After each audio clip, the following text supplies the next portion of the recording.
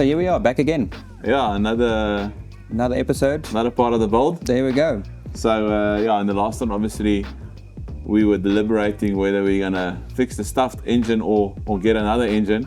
You opted for getting another one. Which is also a little bit stuffed, but I did a little bit. But it's less stuffed than the previous one. And it had all the parts we needed. Exactly. That always helps. We obviously decided to go turbo in the end, and then the new motor already had the turbo, it had the ECU. Correct.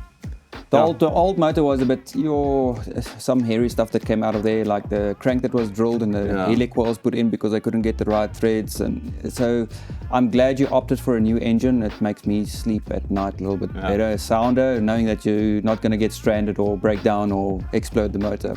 So the other motor that I got is obviously it was a fully built motor. It came out of a friend Nick's 4-drive Civic. So fully built, top end, bottom end. Came with a big Garrett turbo, so GT37 94. I think he had a bit of a fueling issue and it kind of chewed up one of the pistons. Yeah. But going through the rest of the motor, everything looked pretty awesome, even from the bearing standpoint and the condition of the crank and your cams and everything like that. Everything was super, so it just needed a bit of a reball. I mean, obviously we already had the Fuel Tech 550 over it, and like that also came with the motor, so that's also a positive. So much stuff: the turbo, the wastegates, the intake manifold, which the obviously rods had to modify a little bit. Yeah. So I mean, what was the process now of once we got the new motor, obviously you had to strip that down again? Yeah, we had to strip it down and inspect everything, and in this episode you'll see as we take the block in for some engineering and all the parts laid out on the table. You can see them in all their splendor.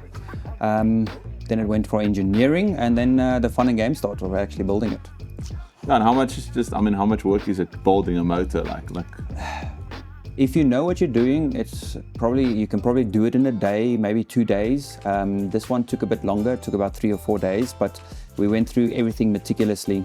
You'll see that we actually do ring gap there as well. I went with slightly bigger ring gaps because the last thing I wanted was your rings to actually expand and touch one another, and then you grenade another motor. Yeah. The motor is built for being able to lean on it and actually being able to abuse it, and I'll take it like a red-headed stepchild. Yeah, I think that's a nice thing with this motor too. Like, I mean, when he was last running it, he ran it on full ethanol, exact same setup, just with bigger injectors, which we've also sold. But I mean, he made 580 kilowatts and 800 newtons, which we'd never use. No. So I think, running it like eventually when we're running like, ethanol or something like.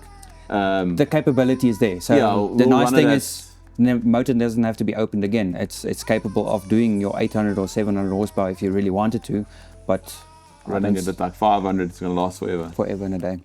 So as you can see, we opted to go with some nice Waseco pistons, and we had to go half more oversized from what the bore was currently, just so that we can get some fresh round cylinders with the new fresh pistons that went in.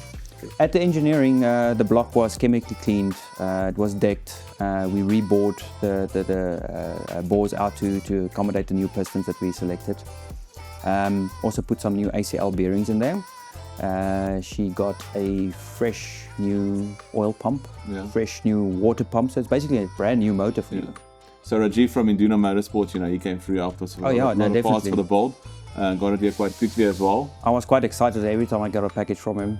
And it was quite nice, the packages when coming to my house. Exactly. I've got so many packages coming to my house all the time. My wife already knows all the courier guys. And she would ask questions. Yeah.